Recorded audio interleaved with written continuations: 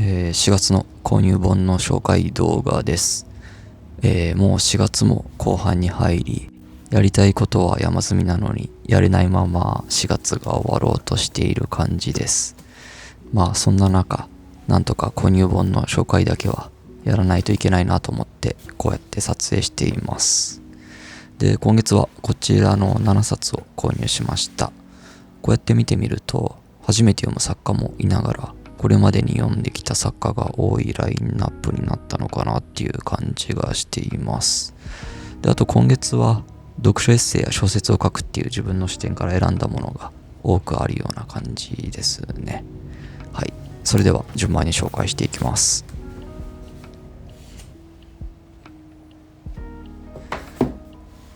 まずは文学界5月号です。久しぶりに文学界購入しました。目的は文学界新人賞の受賞作ですね。ソリティアおじさんがいた頃ですね。まあ自分も応募していた回だったので、やっぱり受賞作は読まなきゃいけないなっていうので購入しました。で、あと、今年もっていうかこれからですね、しばらく応募続けようと思うので、文学界は読んでいくことにしようかなと思ってます。なので、連載系は途中からになっちゃうので、しばらく楽しめませんが、気になるものをつまむ感じで楽しんでいこうかなと思ってます。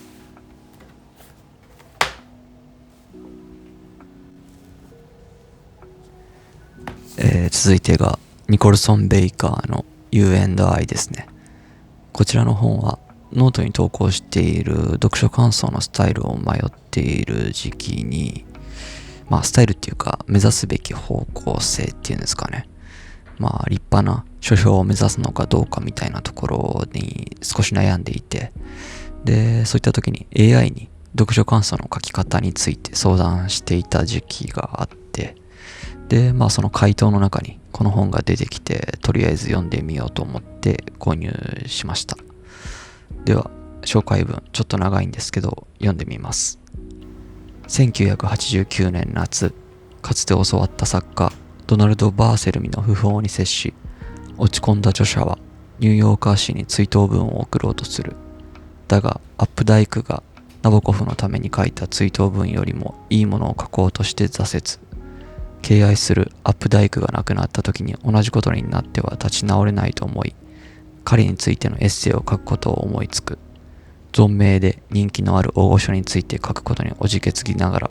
アトランティック紙に提案すると編集者が乗り気になる。そもそも著者が文学の道を歩むことになったのは、19歳の時、母親が新聞に載ったアップダイクのエッセイを読んで大笑いするのを見たのがきっかけだった。アップダイクの著作の半分も読んでいないにもかかわらず、それを開き直るかのように記憶批評、読まず語りなど自ら編み出した技法を駆使しながらアップダイクに対する矛盾に満ちた感情を研究し、緻密なまでに描写する。読者と書物の奇妙で切実な関係を浮き彫りにする一冊。というように、こちらの本はジョン・アップダイクへの思いを語った自伝的エッセイノンフィクションっていう形で、書くことと読むことについて何かしらのヒントになるような予感がしています。なのでちょっと早めに読みたいなと今のところは考えています。で、ちなみにこちらの本なんですけど、ネットでは新品が見つからなくて中古で1600円ぐらいかなしたので、気になる方は早めに購入した方がいいかもしれません。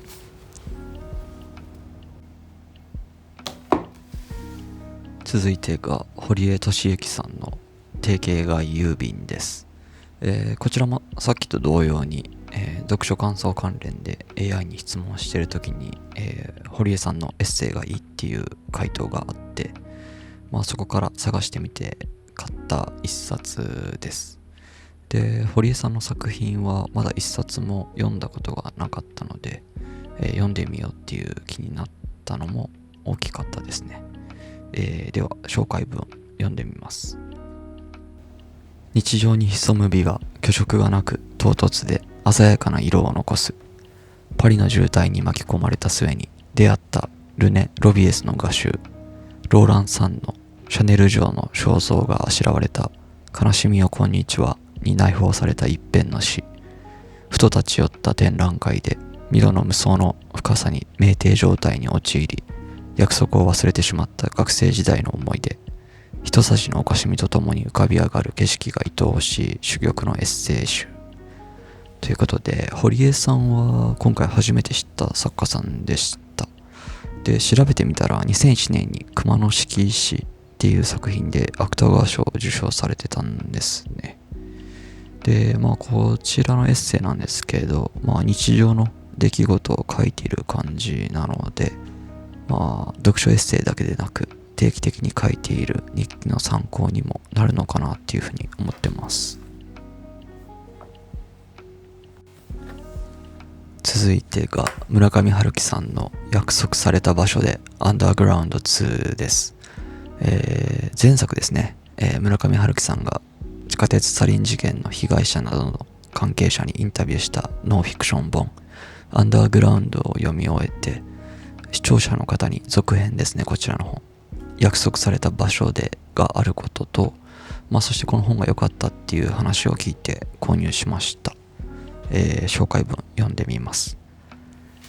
癒されることを求めた彼らがなぜサリン事件という救いのない無差別殺人に行き着いたのか。彼らはなぜ現世を生き抜くことができなかったのか。どこに夢の地を求めようとしたのか。元信者たちへの徹底的なインタビューと河合駿氏との対談によって現代が抱える心の闇を明らかにするノンフィクションということで、アンダーグラウンドでも書かれていたことで気になっていた、あちら側がどうなっていたのか、そして当時の時代背景の影響などを知れるのではないかなっていうふうに思ってます。で、あとアンダーグラウンドでは結構後書きの内容が濃かったので、今作の場合だと河合駿さんとの対談っていうのも結構読むの楽しみです。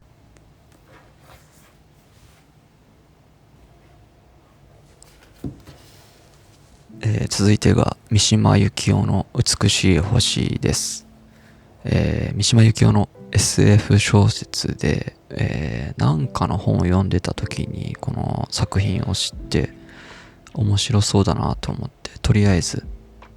いつか買う本のリストに入れておいた一冊でした。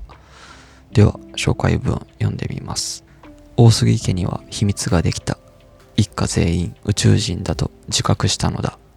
父は原水爆を憂い、米ソ首脳にメッセージを送り、金星人の同胞と称する男を訪ねた娘は処女解体して帰ってきた。対立する宇宙人ハグロ一派との人類救済の是非をめぐる論争は、カラマーゾフの兄弟大神門館の章とも比肩する。三島文学の主題が SF エンターテインメントと出会った異色作ということで、三島由紀夫が宇宙人を描いたらどうなるのかっていうところですね。楽しみですね。で、三島由紀夫の作品は去年音楽を読んで、最近は金閣寺を読み始めているような状況です。で、金閣寺はまだ全然序盤なんですけど、書き残しておきたいぐらい美しい表現を楽しみにながら、どこかに漂う暗いムードも結構好きで楽しんでいます。なので、今年は三島由紀夫を読んでいくのもいいのかもしれないなっていうふうに思ってます。そうですね。なので、この美しい星もできるだけ早く読もうかなと思ってます。続いてが大江健三郎の個人的な体験です。こちらの本も何かを読んで気になって購入した一冊なんですけど、肝心の何で読んだかは思い出せないような状況です。とにかく長い間ずっと買いたい本リストに入れていて、今回購入したっていう流れです。では、紹介文読んでみます。我が子が頭部に異常を備えて生まれてきたと知らされて、アフリカへの冒険旅行を夢見ていたバードは、深深な恐怖感にとらわれていた。英治の死を願って、卑弥呼と生の失落にふける背徳と絶望の日々。狂気の淵に瀕した現代人に再生の希望はあるのか。暗淡たる地獄巡りの果てに自らの運命を引き受けるに至った青年の魂の遍歴を描破し、大江文学の新展開を告知した記念碑的長編、新潮社文学賞受賞ということで、大江源三郎は去年ですね、取り替え稿を読んだだけで、これまで読んでいきたいと思いながらもなかなか読めない作家の一人でした。なので正直とりあえず買っただけっていうところもあるので、読むのはちょっとしばらく先になりそうです。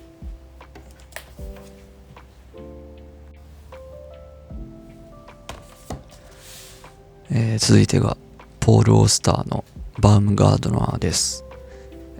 たまに読みたくなるポール・オースター作品ですね。最近だと4321っていう読み方でいいんですかね。の作品が出てたのは知ってたんですけど、あらすじを読んだ感じだとあまり好みじゃなかったのと、一冊7000円くらいで高くて結局買わずでした。で、今回はポール・オースター最後の作品っていうこともあって購入しました。では紹介文読んでみます。ST バウムガードナーは9年前に先立った妻アンナの不在を今も受け入れられずにいる。書斎で彼女のタイプ原稿を読みふけり、物忘れがひどい中、ルーツの地ウクライナを旅した時の摩訶不思議な出来事を書き残す。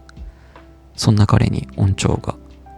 来るべき日を意識していたとしか思えないオースター作品のエッセンスが宿る名作ということで、なんかとても静かそうな印象を受ける作品ですね。まだ読んでないのでわかんないんですけど、これまで読んだ彼の作品と近しいものがあるのかわかりませんが、好みそうな予感がしています。たまに海外文学読みたくなるので、その時に取っておこうかなと思います。